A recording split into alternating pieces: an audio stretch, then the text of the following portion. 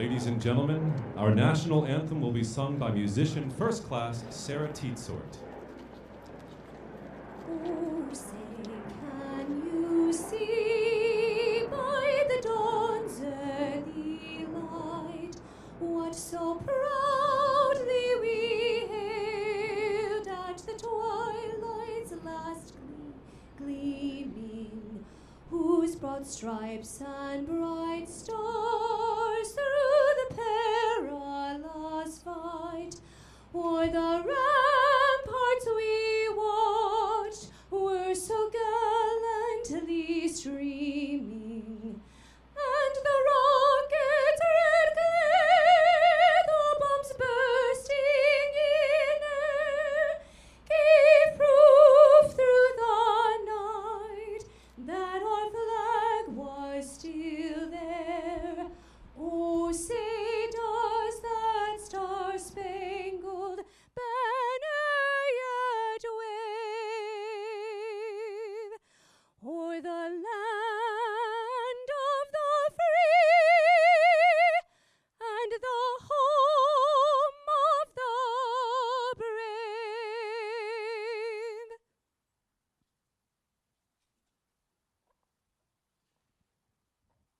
Ladies and gentlemen, the Secretary of Defense.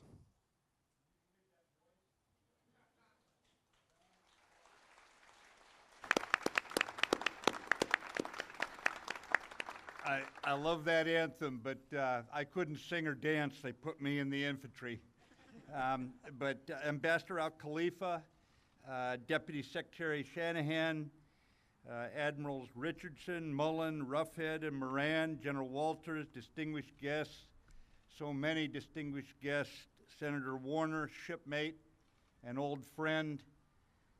Sir, through good times and bad, thank you for coming out today. To the in-laws, to the family, to Polly, to Averill, Pierce, Joseph, welcome.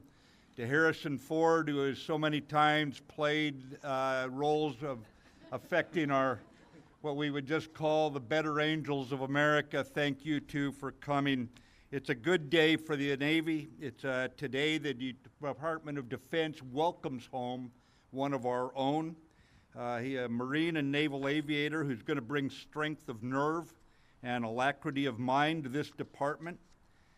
Going back through his history, comes out of New England. We won't go through the whole thing since the cooling of the earth.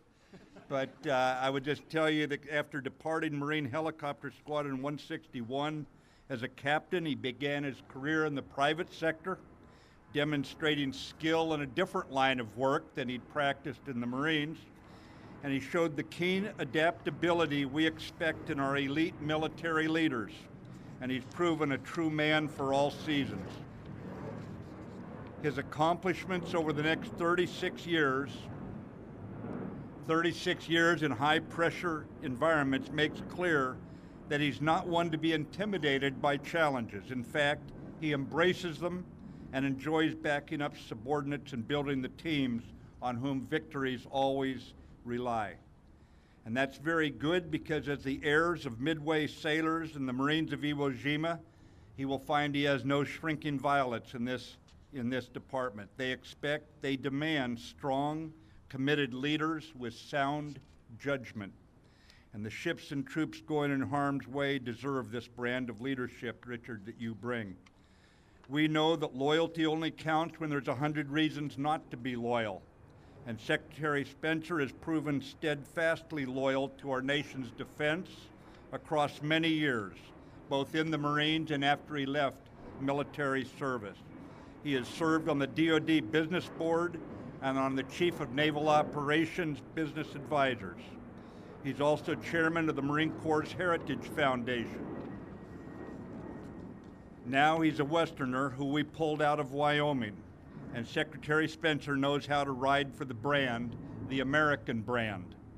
And from local organizations in Jackson Hole, the ones that pay attention to our fellow citizens who are living on the margins, to the top now of our Navy, you once again ride for the greatest of brands.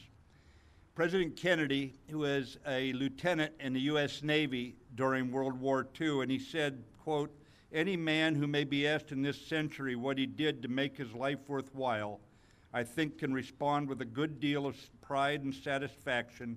I served in the United States Navy. So your brand, Mr. Secretary, 2 services under your secretariat.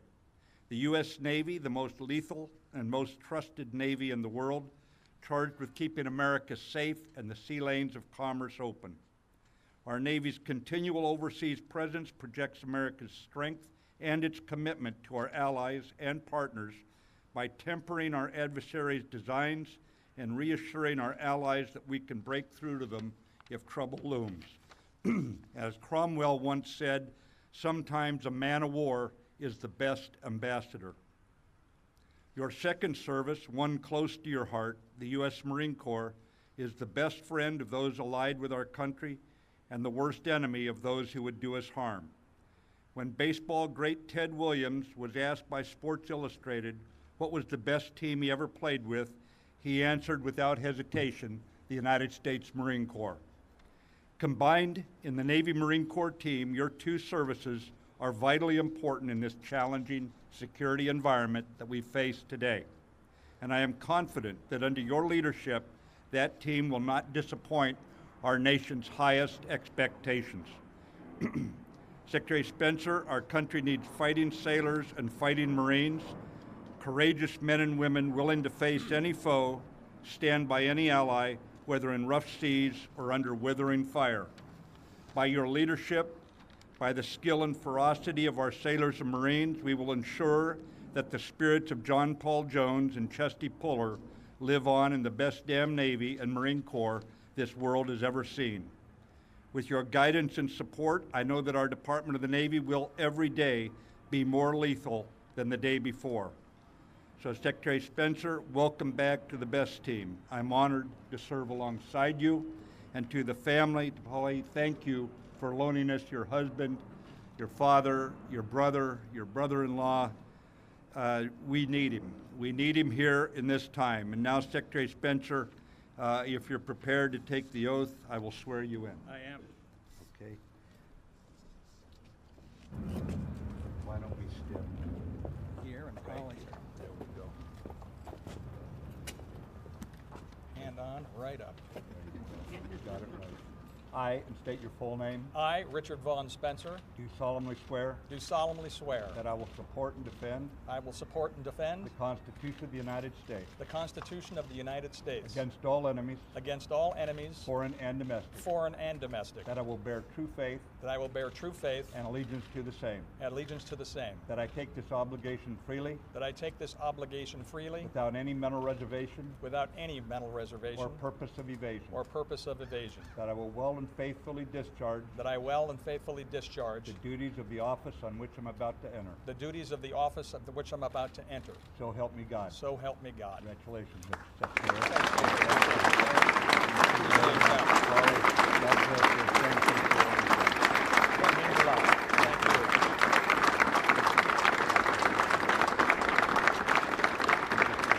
Ladies and gentlemen, the Honorable Richard V. Spencer, Secretary of the Navy. Mr. Secretary, Mr. Ambassador, generals and admirals, workmates, the international delegation that is here, we have representatives, naval attachés from our allies, Australia, Norway, the Republic of Korea, and the UK. Friends, family, thank you for being here. I want to take a moment, though, and just say that there is all of you contributed to me standing here now, but there's some that were over and above, and I'll tell you a story that I went and spoke to many of the previous secretaries of the Navy, and I called up Senator Warner's office, and you get Senator Warner when you call Senator Warner's office, and said, may we meet? And he said, certainly, and I said, about an hour of your time would be great. He arrived at Michael Baer's house at 12 noon, I think, and at 4:30 we ended the meeting. And he walked out onto the step and he said, are there any other questions? And I said to myself, there can't possibly be any more questions. It's been 4.5 hours. And I said, no, Senator, there isn't. And he said, are you sure? And I went, and then I went, oh my gosh, I said, Senator, I would be so humbled if in fact you would introduce me on the floor of the Senate Armed Service Committee. And he said, that's the question I was looking for. But it was, and thank you. It was 3 years ago, Secretary Mattis, you and I were having dinner in the shadows of the Grand Tetons in Jackson, Wyoming. And now the only Teton I look at is at the end of the mall.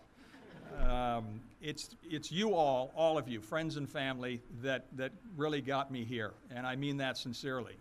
Throughout the whole episode of my life, you all have contributed along the way, which brings me here to serve the country and really put a punctuation mark on a great run so far. As I assume the helm here, it is trying times.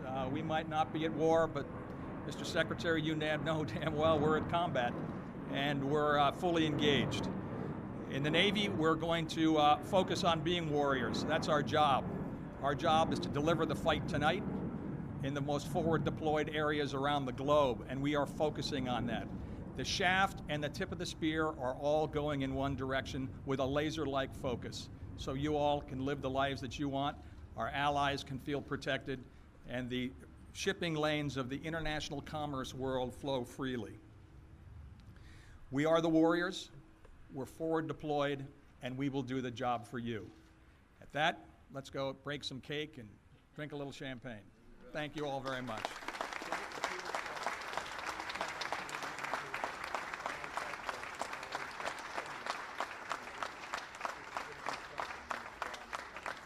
Thank you, Secretary Spencer. Ladies and gentlemen, please join us in singing the Marines hymn, followed by the Navy's official song, Anchors Aweigh. From the halls of Montezuma to the shores of Tripoli, we fight our country's battles in the air, on land and sea. First to fight for right and freedom, and to keep our honor clean. We are proud to claim the title of United States Marine. Anchors aweigh, my boys, anchors aweigh. Farewell to foreign shores, we sail at break of day. Through our last night on shore, drink to the foam, until we meet once more, is wishing you a happy voyage home.